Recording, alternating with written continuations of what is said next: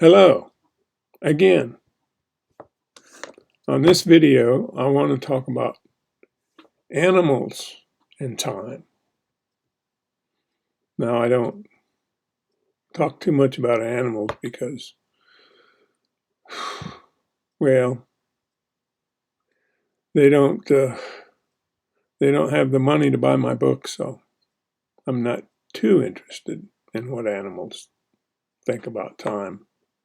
But in my book, I claim that time began when life began. And life, when it began, was one-celled animals, and it took millions of years for the animals to actually become animals. But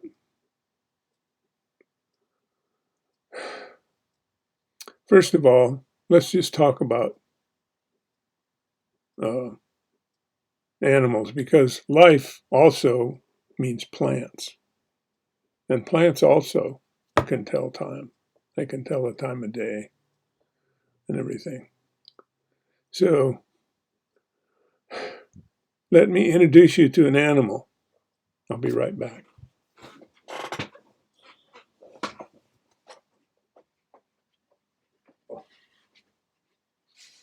Yeah. Hello, everybody. This is Mittens. Yeah. He's a little bit shy, but anyway, as you can see on his front feet, he has little white mittens, don't you, Mitty? And what I like about Mittens, he's got a black face with white whiskers. How cool is that? Look, hang on there, Mitty.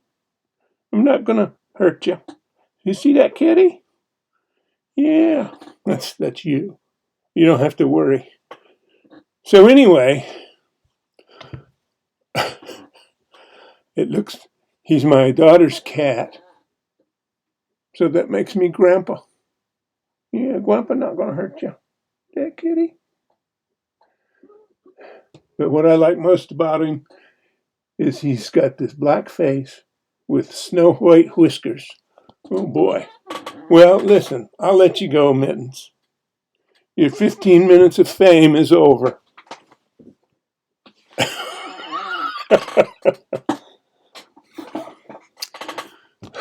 So let's talk about animals and time.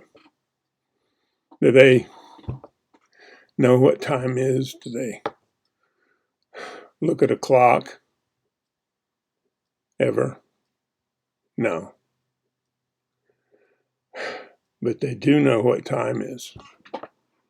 They have a past. And when some total stranger comes around, they go into their past and search around, and if they don't remember that person, they're off like a shot. They go under the bed or behind the couch and wait for that stranger to leave. Now, so mostly they live in the present, but they do remember things, remember people. Now, they also look into the future. When I grab a big feed bag for Mittens and he hears it shaking,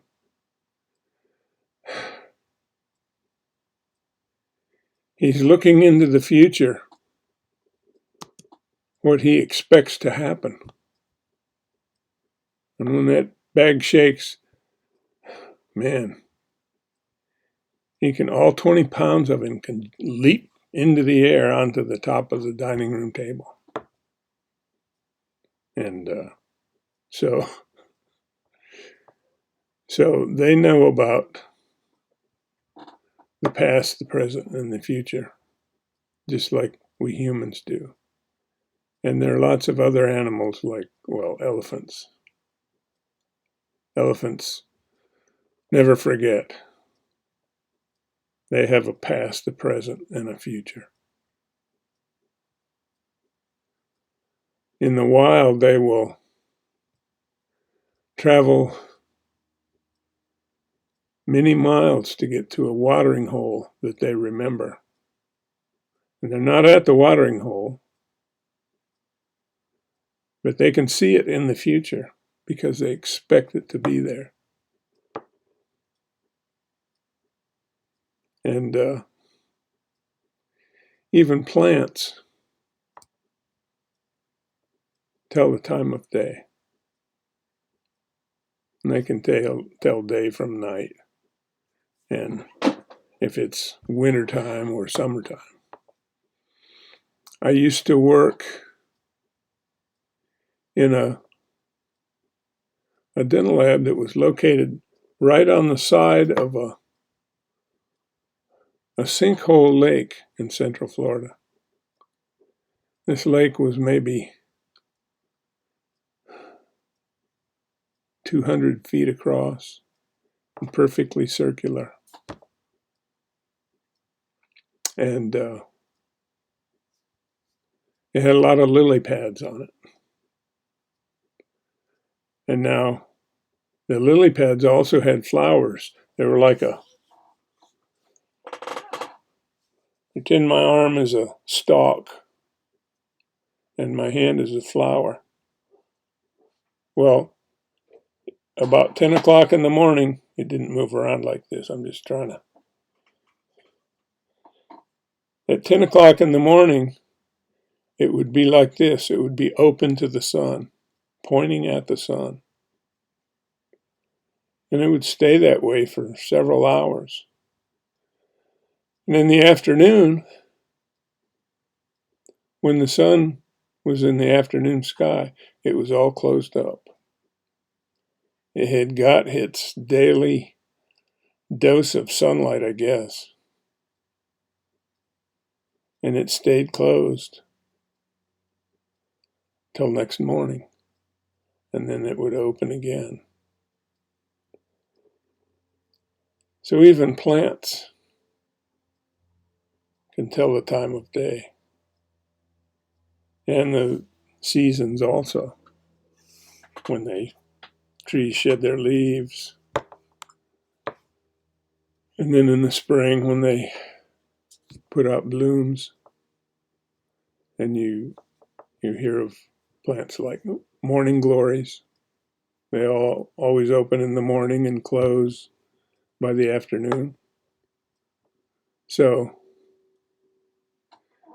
that's why I say that time began when life began, not at the Big Bang. What did begin at the Big Bang was what I call change of physical position. When atoms began, and the atoms make up everything in the universe.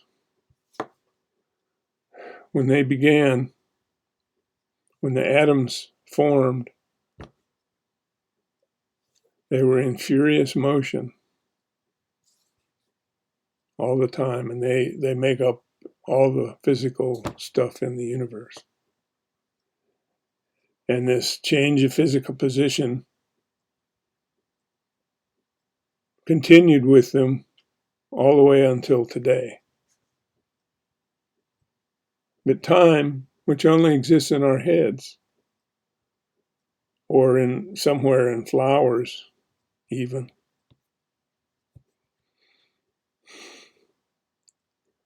didn't begin until life began. Because time is a property of living things. They use it to navigate through the world. And So I guess that's the end of the video. At least you got to see Mittens. He didn't know what was going on. I'm surprised he was that calm. Well, anyway, I guess that's the end of this video. See you on the next one. Bye.